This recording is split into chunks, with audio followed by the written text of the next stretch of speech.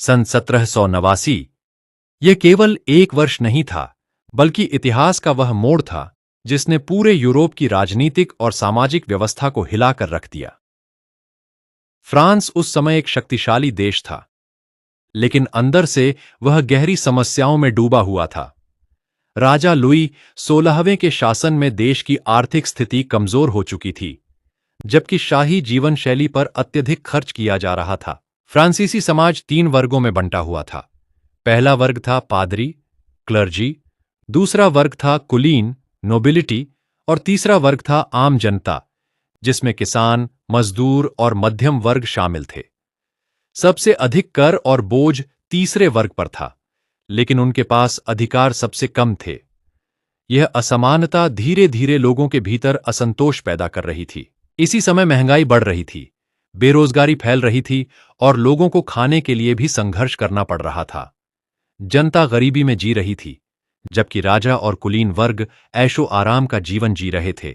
इसी असमानता ने क्रांति की चिंगारी को जन्म दिया। स्थिति इतनी गंभीर हो गई कि राजा को एस्टेट्स जनरल की बैठक बुलानी पड़ी, जो कई वर्षों से नहीं बुलाई गई थी।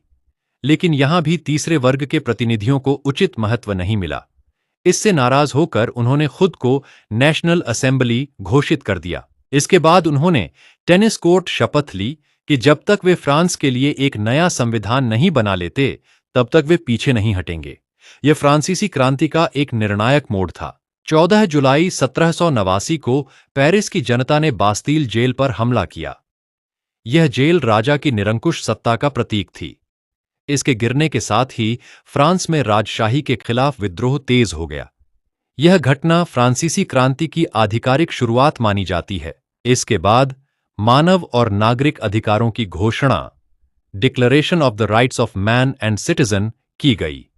इसमें यह स्पष्ट किया गया कि सभी मनुष्य जन्म से स्वतंत्र और समान हैं। लोगों को स्वतंत्रता, संपत्ति, सुरक्षा और अत्याचार के विरुद्ध अधिकार दिए गए।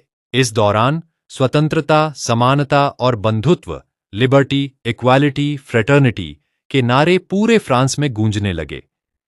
यह केवल नारा नहीं था, बल्कि एक नई राजनीतिक सोच का जन्म था, जिसमें जनता को राष्ट्र का असली मालिक माना जाने लगा। धीरे धीरे फ्रांस में राजशाही समाप्त हो गई और गणराज्य की स्थापना हुई। 1793 में राजा लुई 16 को देशद्रोह के आरोप में फांसी दे दी गई। इसके बाद फ्रांस में रेन ऑफ टेरर का दौर भी आया, जहां राजनीतिक अस्थिरता और कठोर कानूनों का समय था। क्रांति के बाद नेपोलियन बोनापार्ट का उदय हुआ।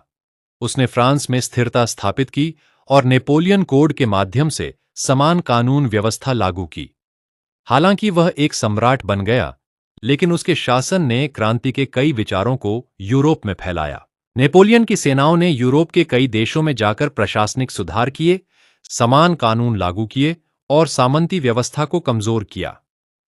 इससे यूरोप के लोगों में यह भावना मजबूत होने लगी कि वे किसी राजा की प्रजा नहीं, बल्कि एक राष्ट्र के नागरिक हैं। यहीं से आधुनिक राष्ट्रवाद की शुरुआत हुई। लोगों ने अपनी भाषा, संस्कृति और पहचान को महत्व देना शुरू किया। अलग अलग देशों में स्वतंत्रता आंदोलन तेज होने लगे। फ्रांसीसी क्रांति ने यह सिद्ध कर दिया कि सत्ता का असली स्रोत राजा नहीं, बल्कि जनता होती है। इस क्रांति ने न केवल फ्रांस को बदला, बल्कि पूरे यूरोप में लोकतंत्र और राष्ट्रवाद की नींव रख दी। अंत में कहा जा सकता है कि 1789 की फ्रांसीसी क्रांति मानव इतिहास की सबसे महत्वपूर्ण घटनाओं में से एक थी, जिसने दुनिया को स्वतंत्रता, समानता और राष्ट्रवाद का नया अर्थ दिया। बाकी अगले पार्ट में जरूर देखें।